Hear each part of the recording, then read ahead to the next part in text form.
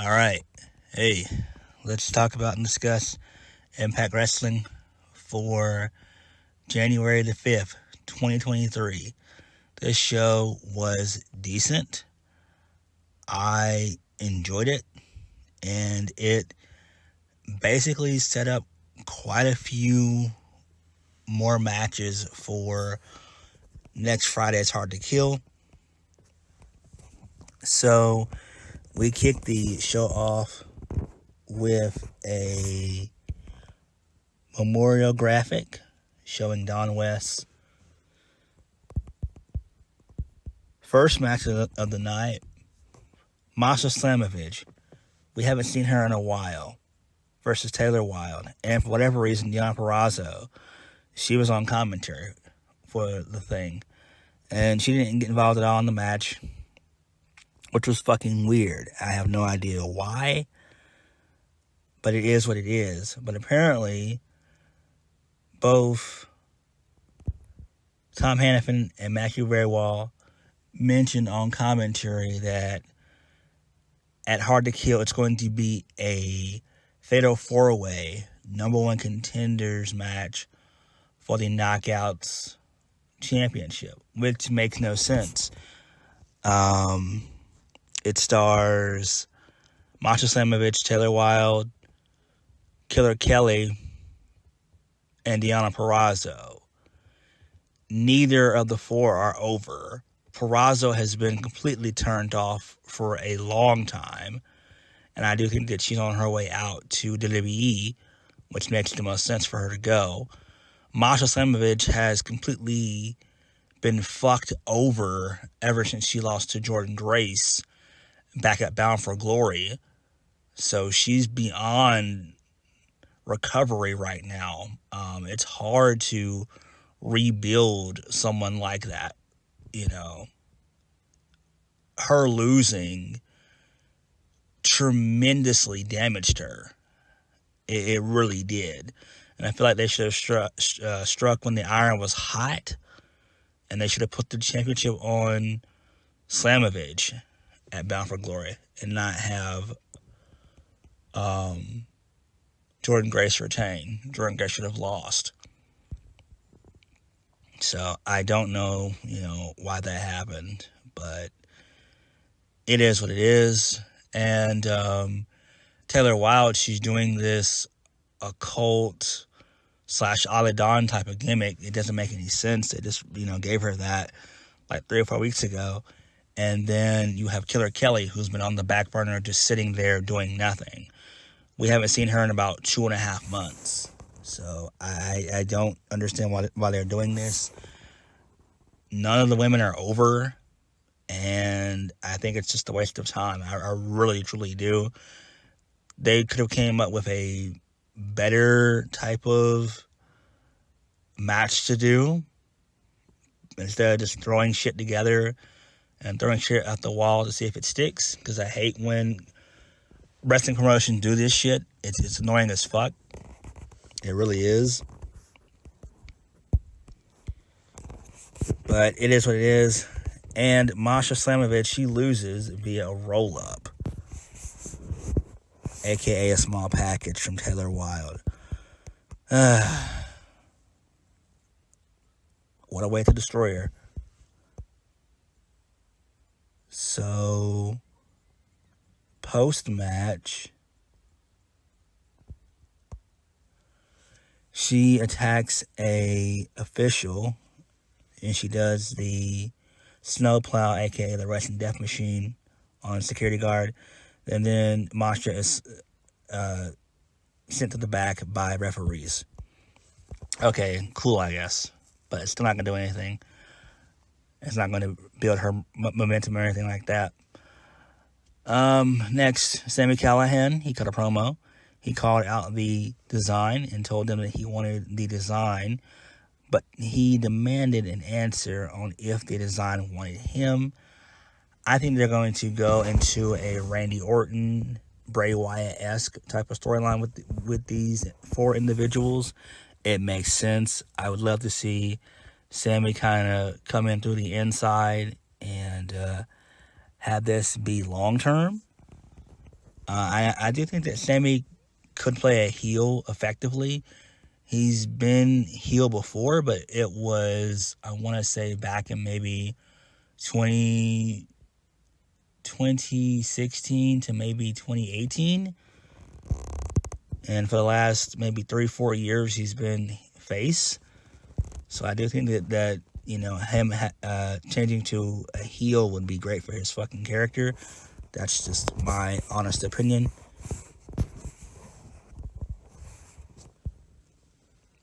Moving on, Rich Swann, he was backstage, pissed off about Steve Maclin. So he wanted to challenge him to a Falls Count Anywhere match at Hard to Kill. It makes no sense because this is just a mini feud, and we don't need to have this type of stipulation. We don't need to have another gimmick match. Your main gimmick match and selling point needs to be the main event. Josh Alexander versus Bully Ray. Full Metal Mayhem. That's what everything is about. And you don't particularly need to have multiple matches that have stipulations in them, and this being one. We could have easily done just a maybe like a 2 out of 3 falls match or something like that. That's what I would have done. But to do a Falls Count Anywhere, that to me points to where a feud is going to end. So I don't know why they're going that route, but who cares? Moving on, Black Taurus versus Anthony Green. So Black Taurus, he wins. And post-match, Trey Miguel, he took out Anthony Green. And he spray painted Green's body with his logo. Kenny King, my man, he's back. He beat the shit out of Mike Bailey's students at Bailey's Dojo in Canada. So that's pretty fucking cool. I'm glad that happened. And Mike Bailey cut a promo with Gia Miller backstage saying that he was pissed off about what Kenny King did and he's going to make him pay. You don't mess with his students. So he challenged him to a fight pit. That's another match that does not need a fucking stipulation, a serious stipulation. This feud is just beginning. This is what you would do to end a feud. You don't need a pit fight for this. You don't need it. It doesn't make any sense. The feud is just beginning. Why not have a one-on-one match and then continue the feud after that? That makes the most sense. I don't know why we need to add more of this. We don't need all these stipulations.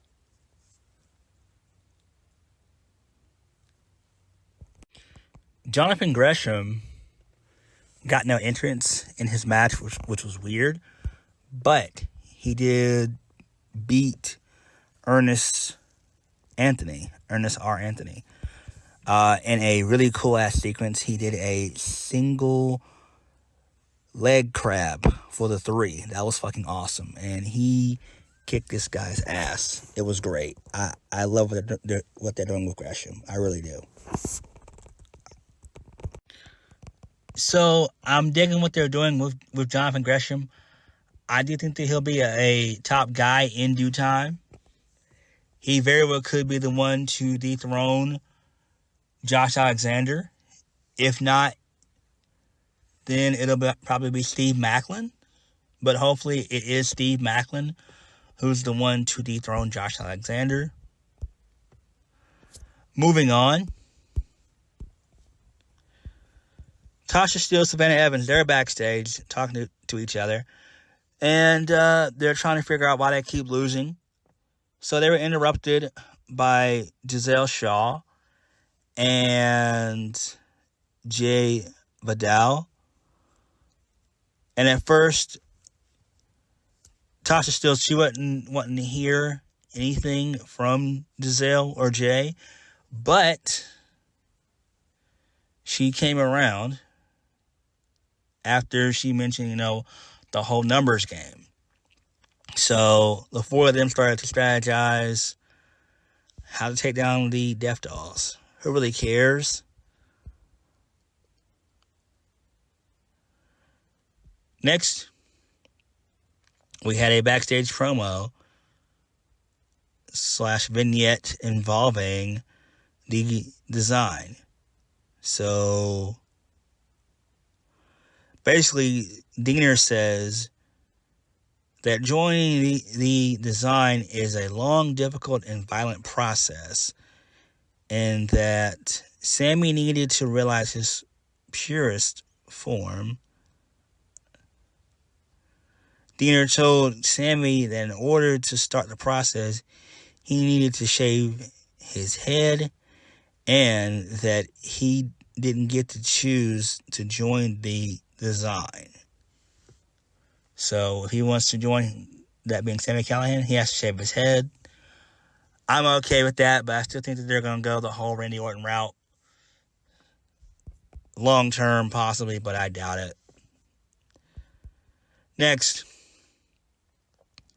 Josh Alexander, he got a video package now that he is the longest reigning Impact champion in history of the company. So he overlapped Bobby Roode, who held it for like 256 days. Okay, that's decent. That's pretty cool. So I do think what they'll do is they'll probably have him hold the title until Rebellion. That's what I would do anyway, because he won it at Rebellion last year. It would only be fitting if he were to lose it at Rebellion this year.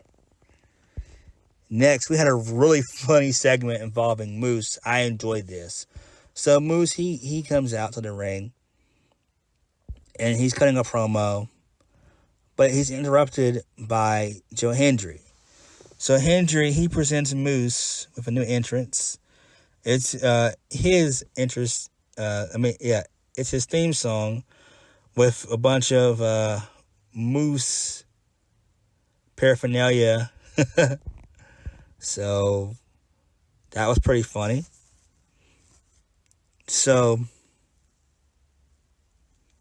I did enjoy that little video package they gave Moose. I like that. I laughed my ass off with that. They were doing Joe Henry's theme over it and everything else. So I got some laughs out of that. I did legitimately laugh my fucking ass off. It was funny. So Moose said that he believed that he would stick his size 13 boot up Henry's ass and make sure that no one believed in Hendry. So Moose, he demanded to play his music. Instead, they played a new theme by Hendry, which I mentioned before. So I did enjoy that. Got a couple laughs from that. Next, we had a really good, solid video vignette from Mickie James, hyping up her career from signing to ROH, doing work with Raven and CM Punk and Impact Wrestling in her early days, her multiple runs in WWE, her success in Impact Wrestling, her marriage involving Nick Aldis, and her latest run in Impact. So James stated that she gave everything to the business, stated that if she could motivate one person from her run, then everything would be worth it. So I enjoyed this. This was great. Rather long. It was about a good 5 minutes. I think they could have summed all this up in about 3 minutes. I think 5 minutes was a little bit too long in my opinion. But all in all, it got its point across, and it does make sense. And I do see Mickie James going back to WWE. I do. Same thing with Deonna Purrazzo. I see those two going back to WWE this year. I do. Next, we had a very good, awesome, heartfelt video package for the tribute of Don West. So, Gail Kim, Josh Alexander, Moose, Chris Harris, Eddie Edwards, Sami Callihan, and Frankie Kazarian. They all gave tribute to Wes. So I did enjoy that. Don West will truly be missed. Truly he will. And the match main event, not the closing segment main event, but the match main event was Chris Sabin versus Matt Cardona. So basically, towards the end of the match, Brian Myers got involved, but Alex Shelley was able to get involved and stop the plans of Myers. So Chris Sabin, he wins via the cradle shock. Doesn't really matter. The match was long. It was extremely long. Extremely long. Way too long. But, it got its point across.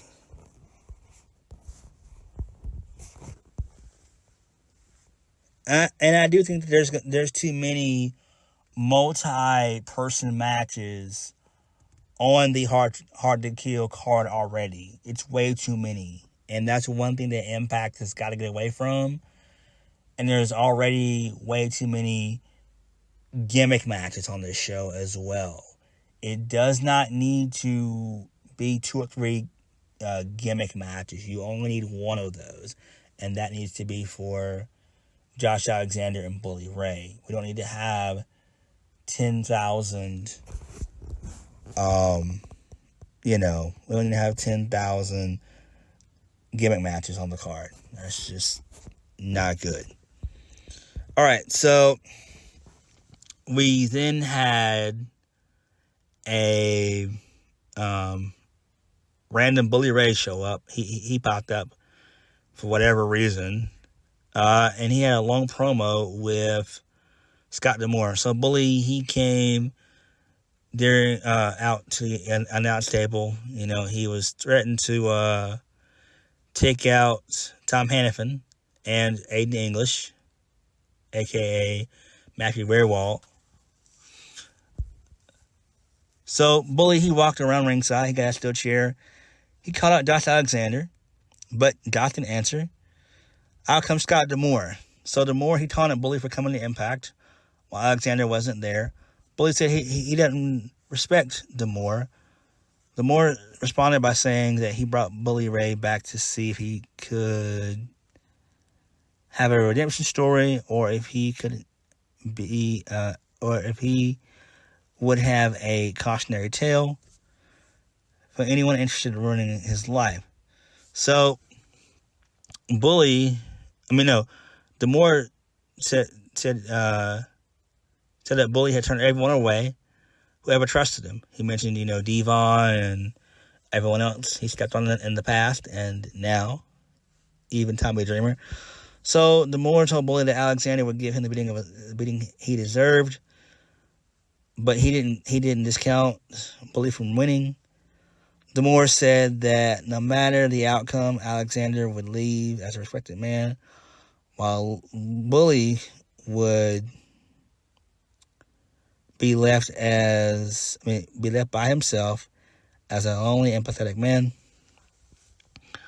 Bully says that he's going to leave a 3-time Impact World Champion. And basically, D'Amore calls Bully a piece of shit, as well as smacks the microphones out of each other's hands. And then Bully wanted D'Amore to punch him. And D'Amore called Bully a piece of shit once again. So D'Amore also said that over the years he's built up a locker room full of people that are here to improve the business. Bully also says that D'Amore had nobody. So D'Amore, he hit Bully. Bully went down. So Jason Hotch and John Skyler, they got involved. They started to hold down Scott D'Amore. So Bully, he got involved. He did a kick to the gut, did a power driver on D'Amore, and then they did a shield-like power bomb to the more through a table, and then Bully got on the mic and said, "You know who I am? I'm Bully Ray, your next Impact World Champion." And then that was the show. So overall, it was pretty cool. I enjoyed it. Bully still continues to get good heel heat, which is great, and that keeps the feud going. Although this is going to be a one and done, which actually makes the most sense, because in my rightful eyes, Steve Maclin should be the next one to chase Josh Alexander. But all in all, this was a good, solid show. So on that note, thank you guys for watching. Please hit the like button, comment down below, and subscribe to my videos. I'll catch you guys later. Peace.